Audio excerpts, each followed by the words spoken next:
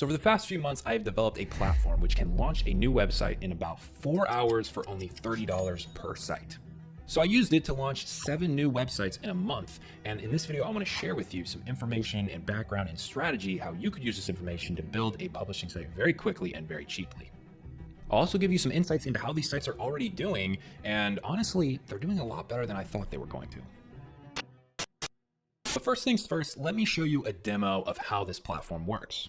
I simply give it a list of topics or keywords that I want the site to be about, and then it goes and makes all those articles, schedules all the posts, adds relevant images, adds internal and external links. It does everything. The key is to get a list of keywords or topics that are all really similar, and it has a lot easier time doing that. So for example, the newest site that I'm launching right now is a site that's based on like English words. And honestly, I'm pretty skeptical that this site will even do well, because there's a lot of other sites out there that are, doing something similar. But honestly, I think the version that I'm making is a lot better, and it's only going to cost me like $20 to make. So, I'll just put it out there and see how it does. So I spent about 30 minutes doing research on keywords. Ended up exporting about 7,000 keywords from a tool, SEMrush, for phrases like words that contain W, or words that start with F and end in UCK. There's actually only one English word that fits that constraint. I then take these CSV files right from SEMrush, and I put them into my little black box here.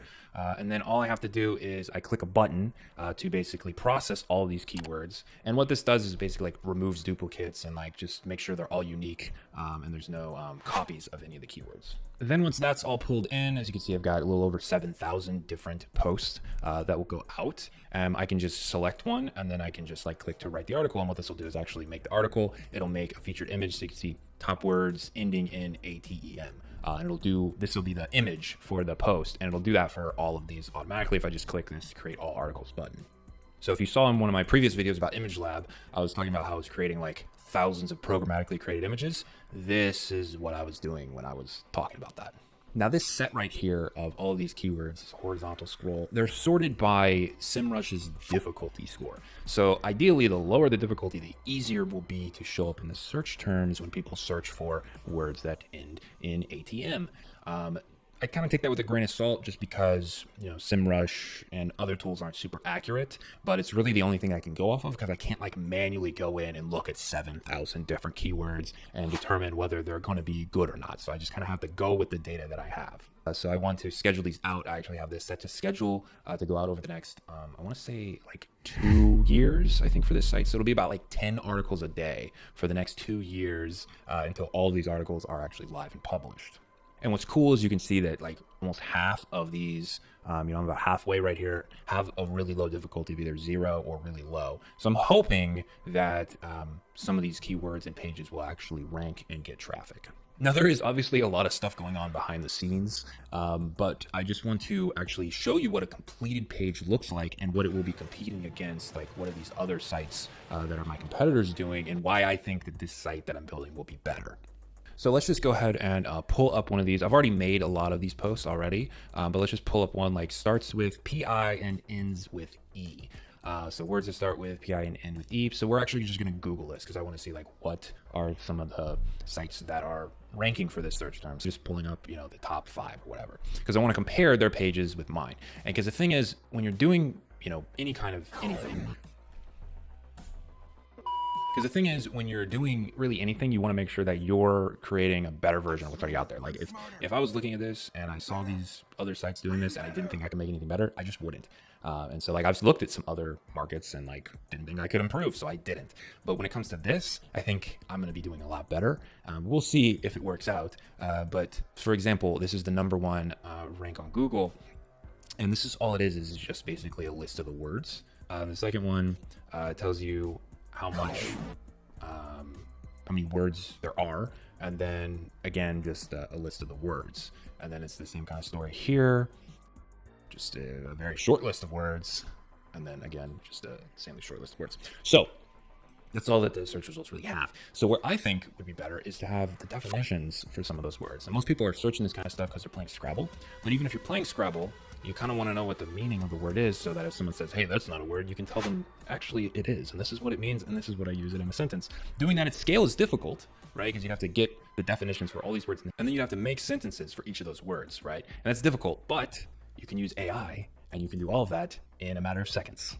So this is what my page looks like now. I say how many words there are, and then I've got the best scoring ones, and I list them out. And these are actually links to the dictionary definitions, which I think is also pretty useful. Here's the answer right up front. And then I have the top words that score the best with Scrabble and Words with Friends, because I know that's what most people are searching for. But then I've got a definition, and I've got an example. And then I have a link to a similar search term. And this is kind of hard to do, but what's cool is as these posts get published, this link changes as more and more posts get published, so that there's no posts that don't have links to them, which is also really important. So just notice this one. I did not know that that's what a pizzle was, so that's great to know. But that is, I use the Scrabble dictionary for this, so that is a legit word you can play in Scrabble. But then I also added the longest word, which I thought was interesting. So here's the longest word that starts with P, I, and ends in E. And then I still have the table with the score, and then I also have a list of all the words with some show mores. And I think this is better than what's already out there. Not substantially better, I suppose, but it's definitely better. So, in my last video, I talked about digital real estate and how powerful it can be. As you can see from this system and platform I built, I'm starting to get pretty involved. In fact, I'm so involved, I'm launching about 2 sites every week. Now, will these sites ever rank in Google and actually start getting traffic and make money? I don't know. But I feel like the odds are pretty high because of the volume of sites that I'm able to launch and the price that I'm able to launch them for. Again, all I really have to pay for is the domain name and then, $20 or $30 worth of API credits from GPT. And I am using, by the way, GPT 3.5. And I know people are going to ask what I'm using. It's basically the best there is right now that is subject to change at any point in time. That could change. And I'm sure I would jump on the new one should it be better. Now, I did mention at the beginning of this video that some of these sites are already starting to get traffic, which was surprising to me. I was expecting it to take, 3 to 6 months to start actually seeing some traffic, maybe a few hundred visits at the 3-month mark. But one of these sites is already past 500 visitors in the first 5 weeks of the site being live. Fresh, brand new domain has already gotten 500 visitors, which is honestly pretty crazy to me. I know that probably other sites have done way better than that, but for a brand new site to be doing that, I feel like that's pretty sweet. And the rest of these are a little smaller, but they're still following the same trend of up and to the right for now. So here's one of them. Here's another one. Here's another one. Here's another one. This one's the newest one, so it's pretty young. You see, it's just it's going up, and it's getting more impressions, more traffic. We'll see how long this trend holds out. Now, I'm certainly not the only one doing this. There's a lot of people doing this, but I think I'm, at least from what I can tell, there's not many people doing this at the scale that I'm trying to do it at. That being said, I did find somebody on a forum recently that is able to do these really, really high quality stuff, puts my stuff to shame. This is an example of an article that he made with his system that is about the history of the Rolex watch. And it's so good. It's got tables and images and, relevant links. And I mean, it's just so good. And this guy was saying he hopes to launch 1,000 sites over the next year. And that kind of puts me to shame. I was hoping to maybe get to 100. So, there are people out there that are doing this at even higher scale than I am. Now, I want to wrap this all up by saying that I honestly think this whole thing will fail miserably. You see, with the rise of AI content, it becomes not only insanely cheap to generate content, but also pretty easy. This system I built isn't anything crazy. It's honestly just kind of glued together with some APIs and stuff. So it's not insanely difficult to do, and it's also very cheap. And so when you combine the ease and the access and the low cost, you just create a bunch of content, and it's going to explode competition for all of these different kinds of keywords and stuff, and just the content in general. I've already seen some estimates by people that work with AI a lot saying that just in a couple of years, 80% of all of the content on the internet will have been generated by AI.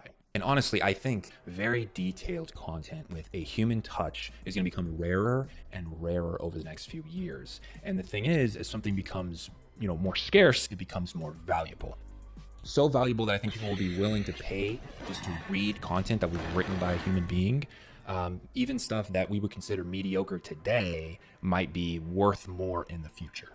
So I have to admit, I am hedging my bets a little with this. Yes, I'm doing these AI generated sites and stuff, but I also own a site, and as well as this channel, that is 100% human written content, because I honestly don't really know which way this is going to go.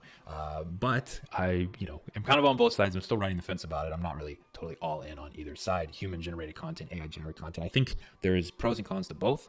But honestly, we'll just have to wait and see which one wins in the long term. So be sure to check out those videos that I mentioned earlier. And as always, I hope you enjoyed this video, and I will see you in the next one.